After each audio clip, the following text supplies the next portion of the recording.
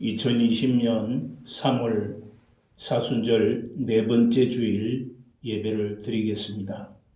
찬송가 9장 4절 인내송 부르시겠습니다.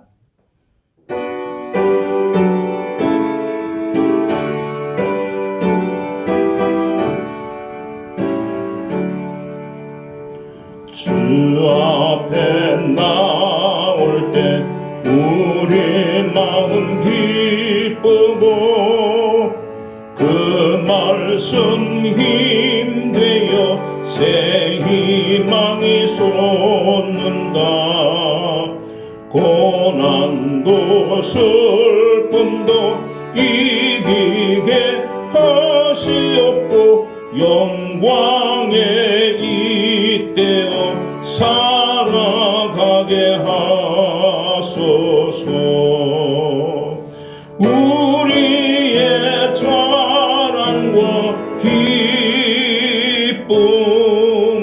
생명의 하나님, 우리 예배를 받아주시옵소서.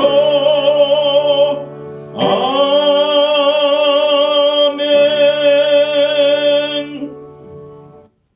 다같이 사도신경으로 우리의 신앙을 고백하시겠습니다. 나는 전능하신 아버지 하나님 천지의 창조주를 믿습니다. 나는 그의 유일하신 아들 우리 주 예수 그리스도를 믿습니다. 그는 성령으로 잉태되어 동정녀 마리아에게서 나시고 본디오 빌라도에게 고난을 받아 십자가에 못 박혀 죽으시고 장사된 지 사흘 만에 죽은 자 가운데서 다시 살아나셨으며 하늘에 오르시어 전능하신 아버지 하나님 우편 앉아 계시다가 거기로부터 살아있는 자와 죽은 자를 심판하러 오십니다. 나는 성령을 믿으며 거룩한 공교회와 성도의 교제와 죄를 용서받는 것과 몸의 부활과 영생을 믿습니다. 아멘.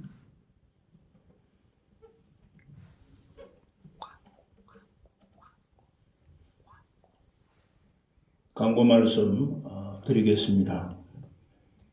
연일 여러 가지 어려움 가운데에서 질병으로 인해서 교회에서 예배를 드리지 못하는데 여러분들이 꼭 이 영상 예배를 통해서도 하나님께 영광 돌리는 가족들이 되시기를 바랍니다. 그리고 몇 가지 강고 말씀을 드리겠습니다.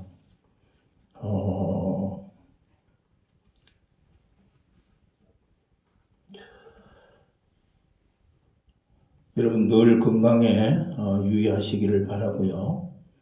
그리고 교회에 나오지 못하기 때문에 헌금 시간을 갖지를 못하고 있습니다.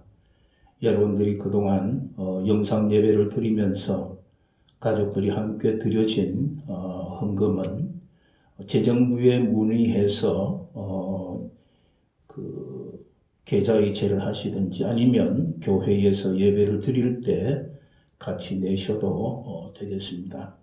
기억을 하시기를 바랍니다. 그리고 교회에서 만날 수 있기를 위해서 그런 마음으로 늘 이 바이러스가 제거될 수 있도록 우리 교회가 먼저 앞장서서 함께 기도하는 시간이 있으시면 좋겠습니다. 그래서 늘 하나님 앞에 기도해 주시기를 바라고요. 그리고 마지막으로 여러분이 제출한 전도 대상자 1명 혹은 3명씩 있는 분들도 있습니다. 그분들의 이름을 늘 기억하셔서 가정에 계실 때에 함께 기도해서 올 한 해는 정말 여러분들이 전도하는 한 해가 되시면 좋겠습니다. 기억하시기를 바랍니다. 이제 찬송가 135장 부르시겠습니다.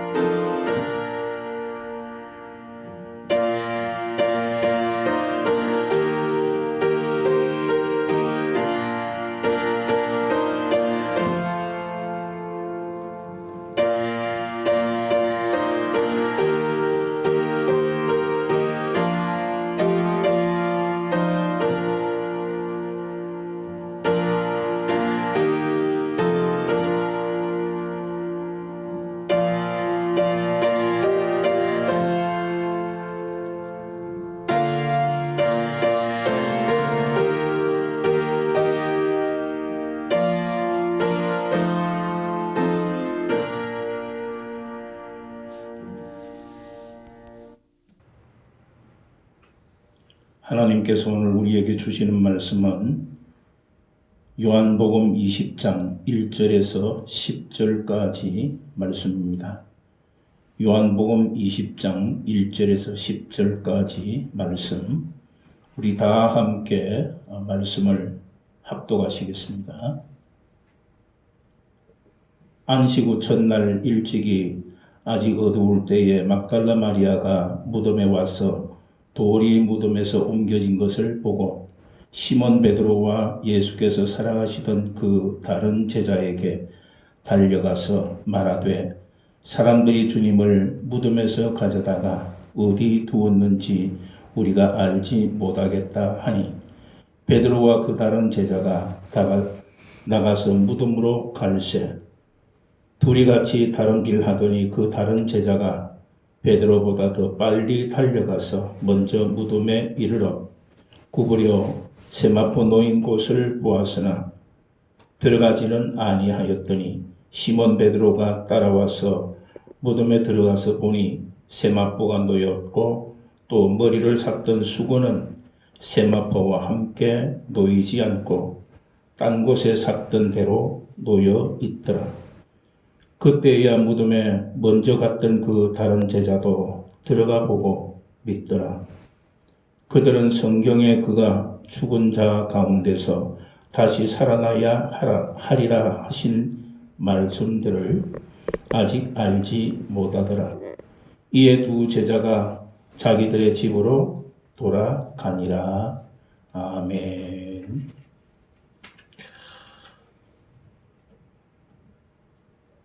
우리의 신앙이 날마다 자라기만 하는 것은 아닙니다. 때로는 고난도 있고 때로는 아픔도 생길 때가 있고 때로는 믿음의 걸림돌이 되는 일들도 우리에게 생길 때가 있습니다. 때로는 깊은 영적인 침체기를 맞이하기도 하고 이제는 정말 모든 것이 끝났다고 때로는 그렇게 주저앉아 버리게 되는 순간들도 얼마나 많은지 모릅니다. 이것을 흔히 우리는 회의라고 부릅니다. 믿음의 전진을 하다가 이런 일을 만나게 되면 혹시 나는 하나님께로부터 버리운 자가 되지를 않았나 그런 생각도 두려움에서 헤어날 줄 모를 때가 있습니다.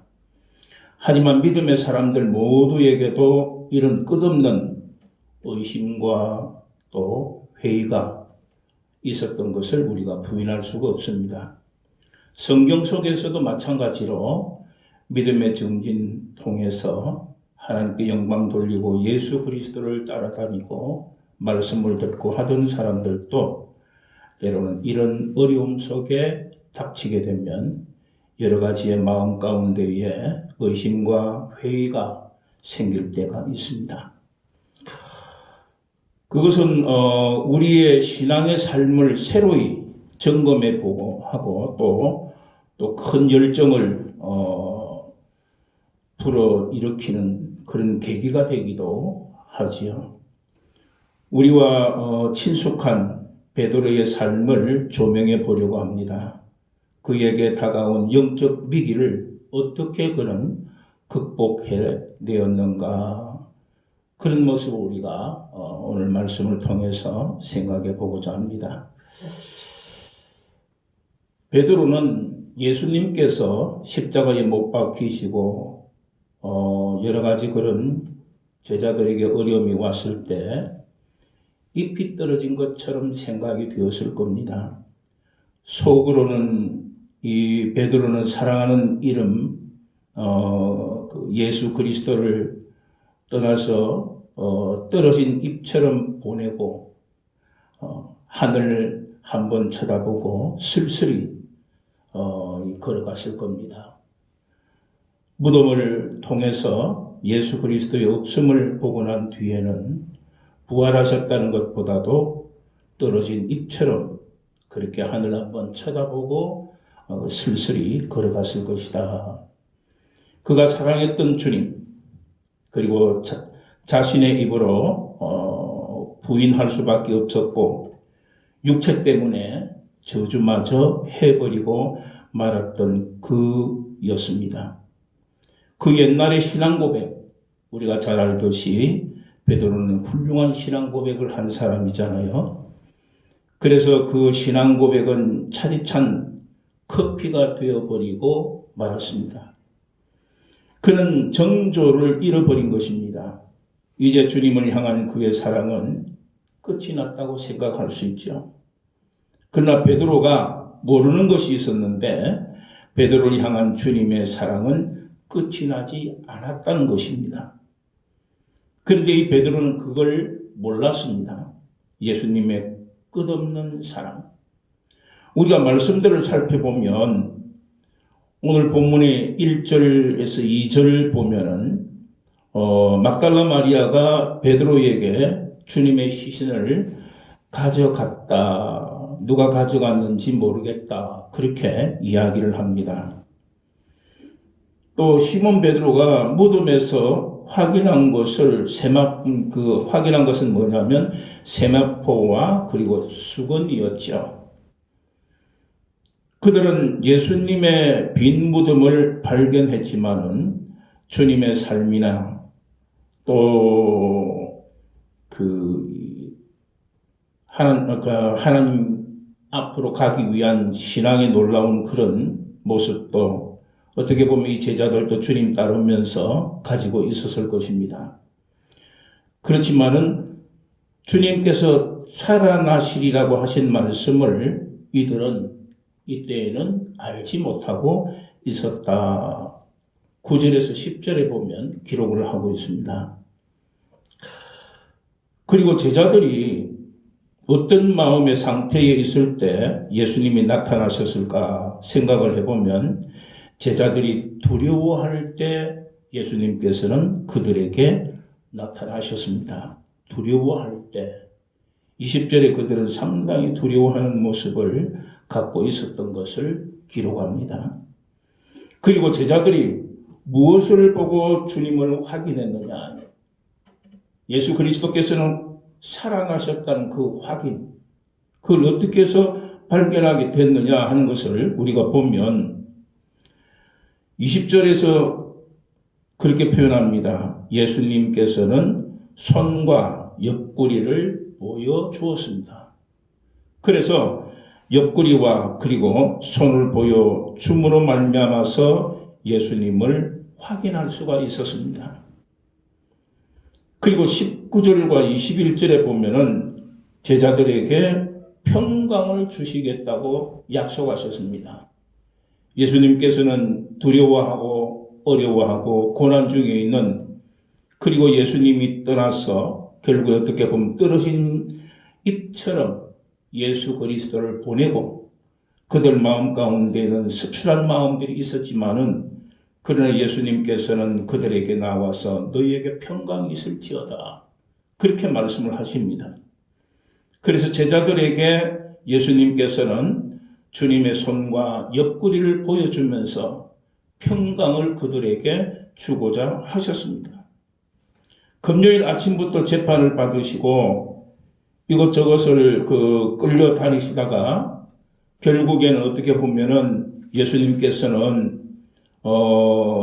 십자가에 달리시고 그리고 정오지요. 육시가 정오로부터 9시, 즉 오후 3시까지 어두움이 가득하다가 다 이루었다는 말씀을 마치시고 돌아가시니 늦은 오후였다고 합니다. 늦은 오후. 아리마대 요셉에 의해 가지고 무덤에 장사되고 그리고 무덤을 봉한 뒤에 파수꾼을 세워가지고 그곳을 지키게 했습니다. 사실 베드로는 주님을 부인했지만은 이 모든 현장에 이 베드로는 있었습니다. 예수님이 십자가에 못 박히실 때도, 그리고 예수님께서 채찍을 맞으실 때도, 그리고 모든 사람 앞에서 못 박으라고 하는 유대인의 그 모습까지도 이 베드로는 다 보았습니다. 그리고 그의 그 눈으로는 부활하신 이 예수님을 확인했습니다. 그 예수님은 제자들을 다시 찾아오셨다는 거죠. 두려워하고 고난 가운데 있고 어찌할 바를 알지 못하는 이 제자들에게 예수님은 찾아오셨습니다. 그리고 베드로도 찾으셨잖아요. 베드로의 마음이 어떠했을까? 그런데 성경에 보면은 기뻐했다 그랬습니다. 부활하신 예수님을 보고 손과 옆구리를 보고 그리고 예수 그리스도를 확인하고 기뻐했다 그랬습니다. 예수님은 제자들의 마음 상태를 아시는 것이었습니다. 그래서 입처럼 떨어져 버린 예수 그리스도에 대한 그 모습이 회복되는 모습을 예수님께서는 이 제자들에게 보여주셨죠. 그리고 제자들의 행동이 용서받지 못했을까? 예수님을 떠나고 예수님이 잡혀가실 때는 다 도망을 갔고 예수님을 부인하고 그랬던 일들이 수없이 많았습니다. 그런데 제자들의 이 행동에 용서를 받지 못했을까? 우리가 생각할 수 있는데 예수 그리스도께서는 그들을 용서하시는 모습을 봅니다. 요한복음 21장 1절에서 3절에 보면은 예수님께서는 디베라 호수에서 제자들에게 자기를 나타내셨잖아요. 그리고 거기에는 8명의 제자들이 있었습니다. 8명의 제자들, 베드로까지 있었죠. 그리고 베드로는 물고기를 잡으러 간다고 하고는 결국은 바다로 가게 됐습니다. 왜 베드로는 다시 고기 잡으러 갔을까? 이제 주님은 떠나시고 함께했던 추억만 남았습니다. 3년 동안에 예수님을 따라다니면서 이 말씀 저 말씀을 많이 들었고 기적적인 일들도 경험했고 그런데 이것이 예수님이 떠나고 난 뒤에는 하나의 추억처럼 남아 있을 뿐입니다. 과연 여러분이라면 어떻게 할 것 같습니까? 그냥 예수 그리스도를 추억으로 남겨놓을까? 아니면은 다시 오실 예수님을 우리가 말씀을 통해서 살아나실 것이라는 그걸 믿고 기다리는 신앙자가 되었을까? 우리는 한번 이 사순절 기간 동안에 다시 한번 예수 그리스도와 나를 조명하는 그런 시간이 되어야 할 것입니다. 왜 다른 제자들이 또 이 베드로를 따라갔을까? 그들도 역시 주님은 추억 속에 떨어진 한 입 추억으로 남았습니다. 이 밤새 수고한 결과가 아무것도 얻을 수가 없었습니다. 잡을 수가 없었습니다. 그래서 결국에는 그들 마음 가운데에는 고기를 잡는 데에 마음을 두고 그렇게 할 수도 없었고 그리고 예수 그리스도께서 그들에게 하셨던 말씀들도 기억조차 못하고 그냥 예수님께서 우리와 함께 계시다가 떠나셨다는 추억으로 생각만 하고 있었다는 거죠. 그러니 밤새 수고를 해도 고기를 잡지를 못하는 겁니다. 여러분은 베드로의 심정이 이해가 되십니까? 주님이 부활했음을 알았고 그리고 내심 속으로 기뻐했지만은 결코 그곳에 남아있을 수가 없었습니다.